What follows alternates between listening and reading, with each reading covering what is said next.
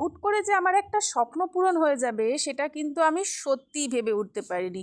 তো চলো রোজকার মতন শুরু করা যাক আমাদের ডেলি ভ্লগ। সকালটা প্রতিদিনের মতনই শুরু হয় এই মেথির জল আর এই চিয়া সিডসের জল দিয়ে। তারপর ফটাফট ব্রেকফাস্ট আর লাঞ্চ, মানে বলতে পারো যে ব্রাঞ্চ, দুটোই কমপ্লিট করার পর আমি বেরিয়ে পড়ি। একটু দুফুর করে যাচ্ছিলাম আমার একটা অনেক দিনের, মানে বলতে পারো অনেক দিনের একটা পুরনো ইচ্ছে ছিল সেই জায়গায়। দেখো তো জায়গাটা দেখে কি কেউ গেস করতে পারছো যে এটা কোন জায়গা?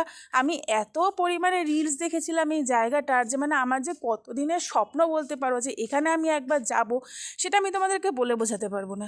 এটা ছিল ব্যারাকপুরের গান্ধীঘাট। হ্যাঁ, গান্ধীঘাট মানছি, যারা যারা ব্যারাকপুরে থাকো তাদের কাছে এই জায়গাটা খুবই স্বাভাবিক, বাট আমার কাছে একদমই না। আর এই জায়গায় সবথেকে একটা ইন্টারেস্টিং ব্যাপার কী ছিল জানো?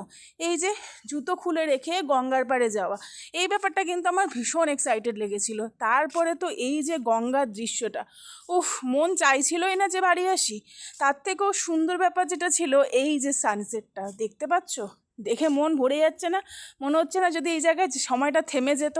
তারপর গান্ধীঘাট থেকে বেরিয়ে ওর সামনেই বিক্রি হচ্ছিল এখানে পাপড়ি চাট। আর তোমরা তো জানোই যে মেয়েদের একটুখানি চাট দেখলে তারা একেবারেই সহ্য করতে পারে না। তো সেখান থেকে নিয়ে নিলাম একটুখানি পাপড়ি চাট, আর পাপড়ি চাট খাওয়ার পর বেরিয়ে পড়লাম বাড়ি ফেরার উদ্দেশ্যে। এই ঝকমকো দোকানটা দেখে যেহেতু প্রচণ্ড পরিমাণে গরম লাগছিল, তাই ভাবলাম যে একটুখানি লস্যি খাই। জীবনে প্রথমবার এই চকলেট লস্যি আমি ওখানে ট্রাই করেছিলাম। খারাপ বলবো না, মোটামুটি খেতে ছিল। আর সেই চকলেট লস্যি খেয়ে আমি চলে আসি বাড়িতে। ভিডিওটা ভালো লাগলে লাইক করে দিও, টাটা।